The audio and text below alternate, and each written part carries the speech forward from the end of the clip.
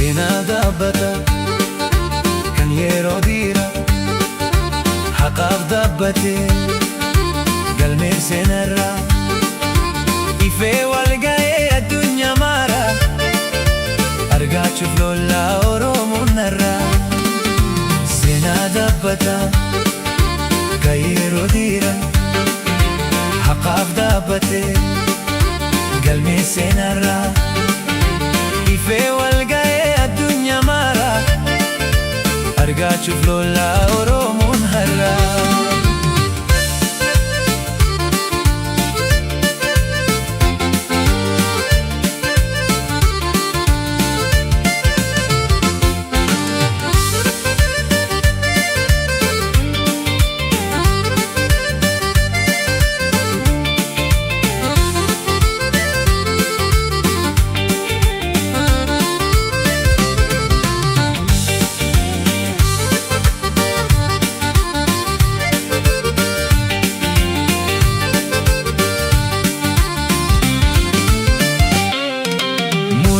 Kaane biyyaa fi lola diina sodaannee hin bullu jaala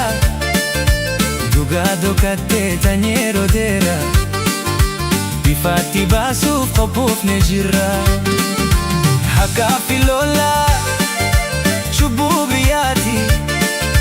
fakkaata keenya lammuun gabroomnu fakkaata keenya lammuun gabroomnu.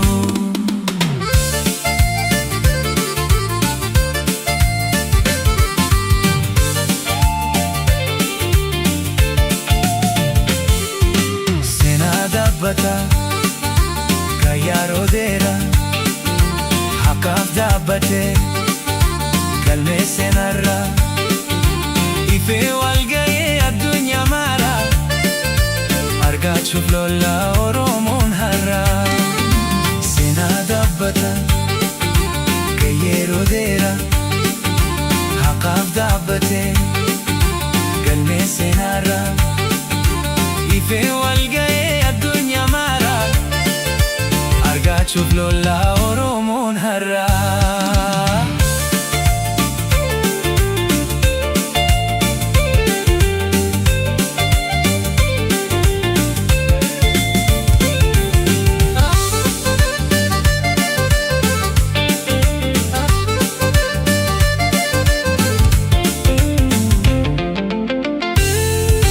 Barbaada haqaa lagaa fi gaara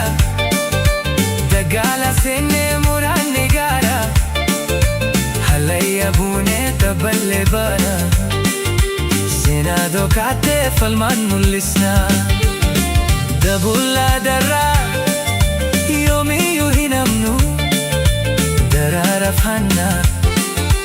yoomiif hayyaamna mirgaa mulqaamne qabsuun daffannaa